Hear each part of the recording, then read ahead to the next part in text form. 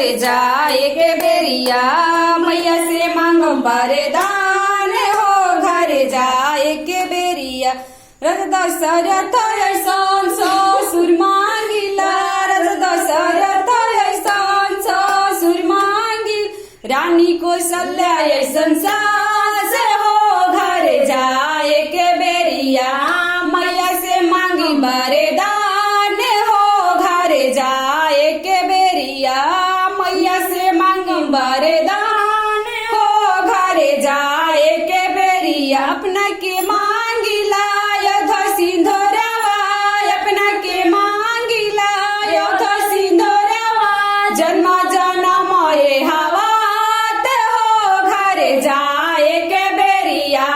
मैया से मांग वरदान हो घरे जाए के बेरिया बिरला छुमना